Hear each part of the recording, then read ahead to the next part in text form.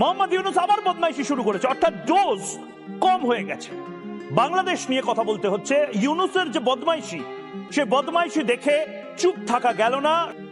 এই মলম সাংবাদিকের বদমাইশি আবার শুরু হয়ে গেছে।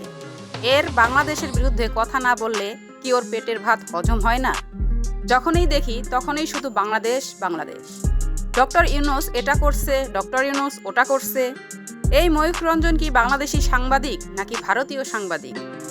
ডক্টর ইউনূস চীন সফরে যেতে না যেতেই এর ভণ্ডামি আবার শুরু হয়ে গেছে।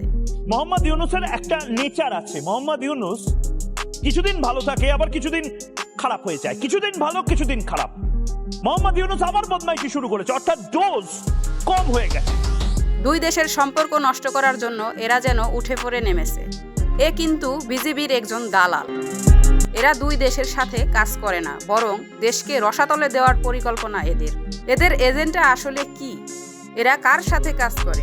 যখন দেশ এগিয়ে যাচ্ছে, বিদেশি বিনিয়োগ আসছে, তখনই কোনো না কোনো ইস্যু তৈরি করে দেশের ভাবমূর্তি নষ্ট করার চেষ্টা করছে।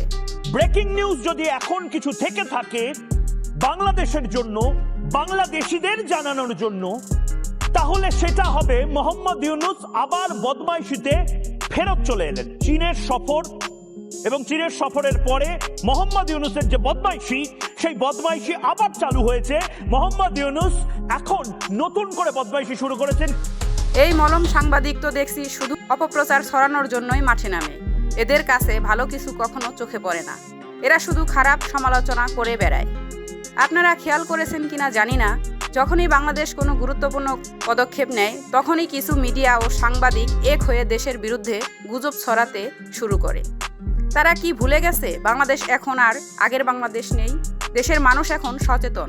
জনগণ জানে এরা হলো গদি মিডিয়ার সেই নোংরা সাংবাদিকেরা। কিছু একটা আন্দাজ করতে পারছি, এবং এই আন্দাজটা করতে পারছি বলে আবার ময়ূককে মাঠে নামতে হয়েছে মোহাম্মদ ইউনূসকে টাইট দেওয়ার জন্য। এই মলম সাংবাদিকেরা কি চায়? এদের কি বাংলাদেশের উন্নয়ন সহ্য হয় না? দেশের মানুষ ভালো থাকলে এদের গায়ে আগুন ধরে কেন? সুযোগ পেলেই এদের প্রভুদের খুশি করতে দেশকে ছোট করতে চায়। আপনারা খেয়াল করেছেন, যখনই বাংলাদেশ কিছু ভালো করে তখনই এই সব সাংবাদিকদের গায়ে চুলকানি শুরু হয়।